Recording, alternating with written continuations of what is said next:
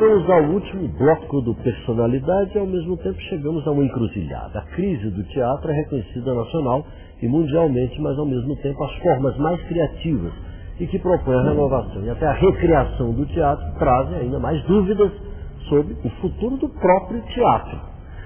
Bom, como manter essa chama acesa de criatividade, de experiência que você sugere com o teatro do oprimido dentro dessa realidade a que eu me referi agora há pouco? Olha, eu penso que essa realidade que existe, aparente, aquela que encontra a mídia, que divulga e tudo isso, quer dizer, o teatro profissional, tudo isso não vai desaparecer e vai continuar, porque tem um mercado que compra. E eu não sou contra, não. Eu fui diretor e sou diretor de teatro. Ultimamente eu tenho me consagrado muito mais ao teatro do oprimido, porque eu tenho viajado esse ano. Olha, nesses primeiros 6 meses eu já trabalhei em 6 países. Eu trabalhei nos 3 países escandinavos, na Suécia, Noruega e Dinamarca, na Inglaterra, na França e nos Estados Unidos. Estou chegando nos Estados Unidos há poucas semanas atrás, onde todos os anos tem uma organização chamada Pedagogy and Theatre of the Press Conference, que é uma reunião de professores e de gente de teatro que faz teatro do oprimido e pedagogia do oprimido, Paulo Freire. Que opressão que você trabalha na Escandinávia? Você não vai acreditar, mas eu vou falar. Tem muitas formas de opressão, né? A maior, a que aparece sempre assim, é a opressão da mulher. A mulher, desculpe eu te dar essa má notícia. Alguém tem lá, né, a opressão da mulher. Todo mundo. Agora, recentemente, eu estive lá em Mo i Rana, que é perto do Círculo Polar Ártico, né? É pertinho, a 20 quilômetros. Eu cheguei até no círculo, cadê o círculo? Não estava. Não se via, mas eu estava lá, só se via neve, né? Mas uma das participantes, quando eu perguntei para elas, alguém falou que as mulheres lá também eram oprimidas, aí eu falei assim, mas todas vocês acham isso? Uma falou assim, não, eu acho que não. Aí eu falei assim, você acha que não é oprimida, mas você disse que aqui na Noruega, como em outras partes do mundo, as mulheres ganham menos pelo mesmo trabalho do que os homens, e pela mesma qualidade. Então, se eles ganham mais que vocês estão sendo oprimidas. E a resposta dela foi assim, é verdade, mas isso não é opressão, porque os noruegueses, os homens, eles são muito bons com a gente. Então você vê, quando o escravo diz, olha, eu não sou escravizado porque o meu senhor é tão bonzinho pra gente, né? Como teve uma mulher indiana, veja só como é que a mulher sou oprimida. Uma mulher indiana falou assim, não, eu não sou oprimida não. O meu marido nunca me bate mais do que eu mereço. Nelson Rodrigues, né? Bom, eu queria voltar assim para a nossa realidade brasileira, falar um pouco de política. O que deu errado no Brasil? O que é possível fazer para mudar essa realidade? O que a gente pode contribuir para melhorar isso? O que deu errado foi ter sido invadido pelos portugueses, que trouxeram todos os defeitos europeus para cá, né? Deu errado, mas o mundo está errado. Quer dizer, não é o Brasil só. O mundo está errado. Eu acho que o ser humano, infelizmente, eu lamento dizer isso, mas é um animal predatório. Da mesma maneira que os animais, eles querem o espaço, querem o seu território, né? O ser humano também quer. Os animais, eles conquistam o seu território, por exemplo, o leão urra, não é? O cachorrinho faz pipi no poste para marcar o seu território, né?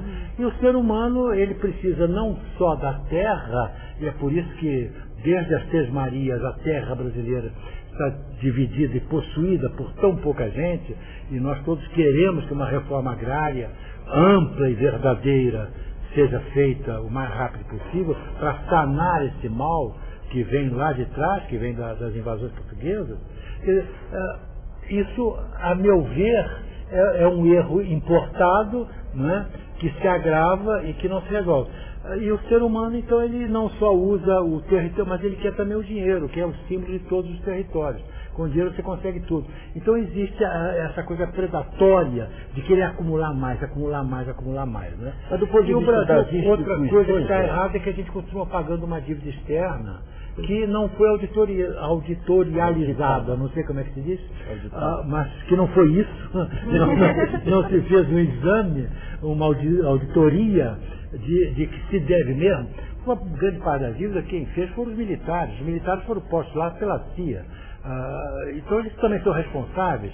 Quando você empresta dinheiro a alguém que você sabe que não vai te pagar, você cria um vínculo escravatício.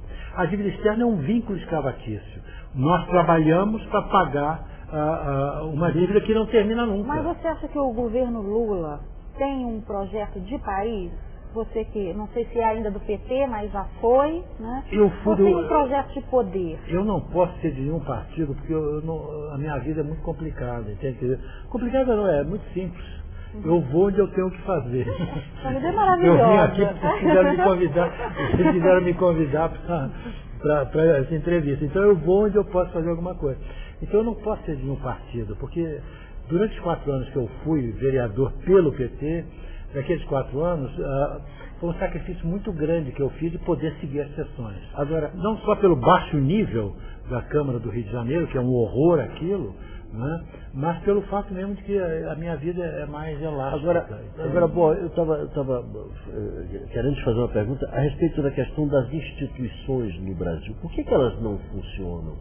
O que acontece que a gente vive sempre em crise institucional? De vez em quando a gente usa essa expressão sem se perceber muito bem da profundidade. Eu acho que esses horrores que estão sendo revelados, eu fico muito contente, não que eles existam, mas que sejam revelados agora. Eu nunca imaginei na minha vida antes de que um dia eu ia falar bem da polícia. E hoje você tem que falar bem da Polícia Federal. Porque a Polícia Federal parece que toda semana descobre alguma coisa de desonestidade, de corrupção. Eu nunca vi no Brasil, na minha longa vida, eu nunca vi um momento em que tantas tramóias fossem postas à luz do sol. Mas um escândalo não abafa o outro, que é esquecido, que vem um próximo. Eu acho que o Ministério da Justiça faz a sua parte, que é revelar e apontar os culpados. Mas como nem todo o Estado está preparado para essa revolução moral, né? Eu não falo nem ética. Aí resulta que tem uma diferença entre moral e ética. Né? Ética é o futuro, é o que você deseja. Moral, mores, em latim, é o que é. A escravidão já foi moral. E a gente não tem nem sequer uma moral que a gente possa se referir.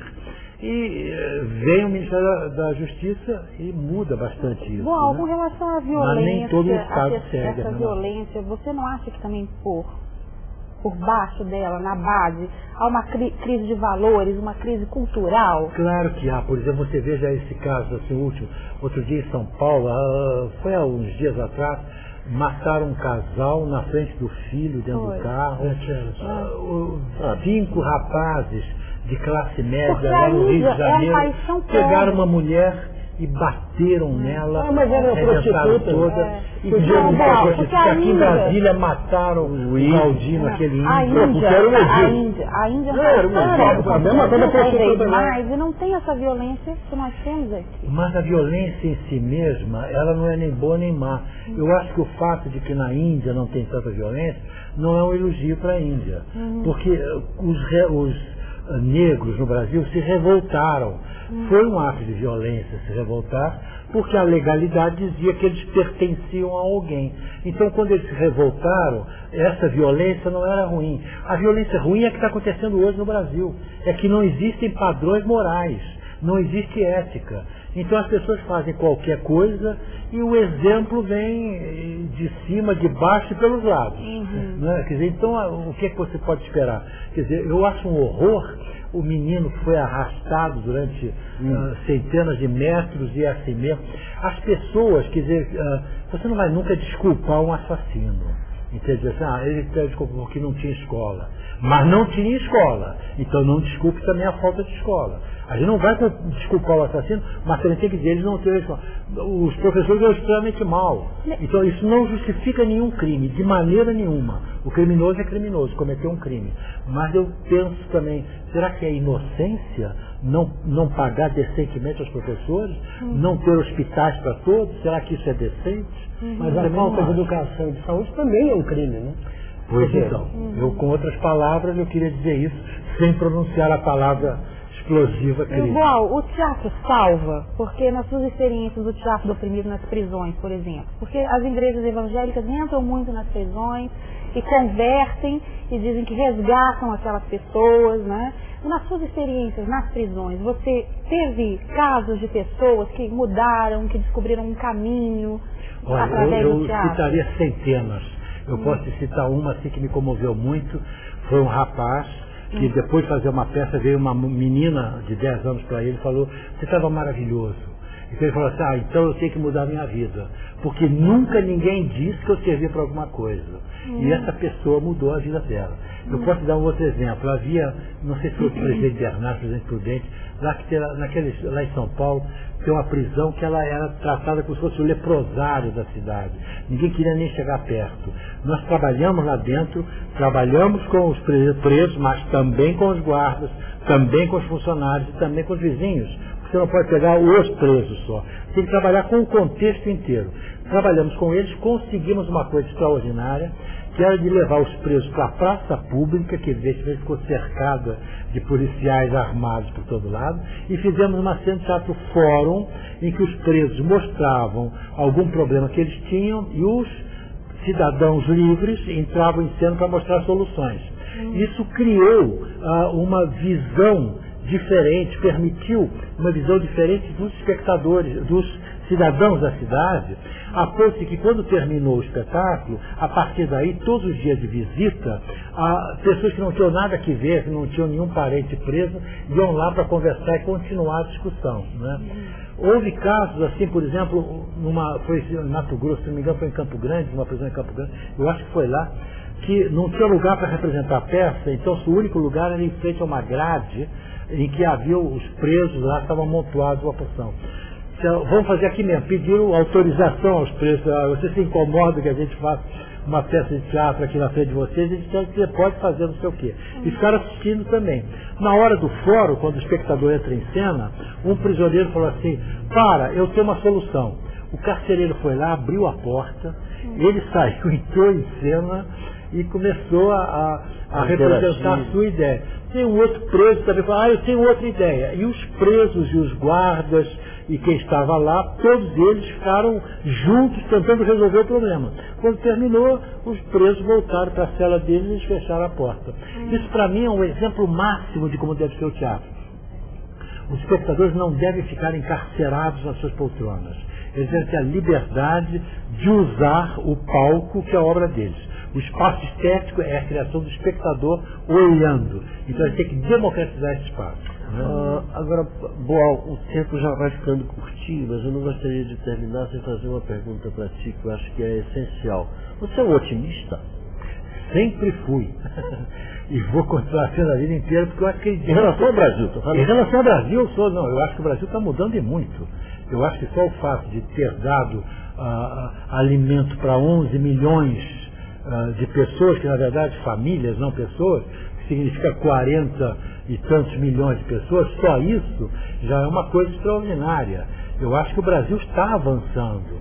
Eu não me lembro de nenhum outro momento, talvez com uma comparação com o tempo do JK, quer dizer que é em alguns aspectos comparável, eu acho que nunca esteve assim tão avançando como está hoje. Só que a gente quer mais.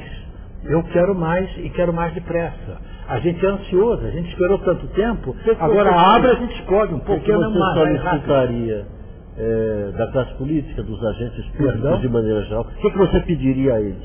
Que mensagem você mandaria para ele? Eu acho que as mensagens que eu mando não vão adiantar nada. Mas que, basicamente, o que eu gostaria é que todo mundo fosse honesto, que fizesse seu trabalho com honestidade e que pensasse que a humanidade tem que progredir. Mas a humanidade somos todos nós. Não é um pequeno grupo que acumula cada vez mais em detrimento da maioria que sofre cada vez mais também. Assina embaixo. Já somos dois, não é? Está crescendo. É assim que somos dois, eu tenho certeza que também assim somos 4, 8. Você mais reconhecido. E nós chegamos ao final de mais uma edição do Personalidade. Nós queremos agradecer a participação do ator e diretor João Antônio, da jornalista Josiana Paganini, especialmente da Augusto Boal, os mais importantes intelectuais brasileiros de todos os tempos. Eu gostaria, inclusive, de aproveitar para que vocês continuassem acompanhando, vocês que estão aqui, os três, e o telespectador de casa, a programação da TV Câmara, o canal da Cidadania. Muito obrigado pela audiência e até a próxima.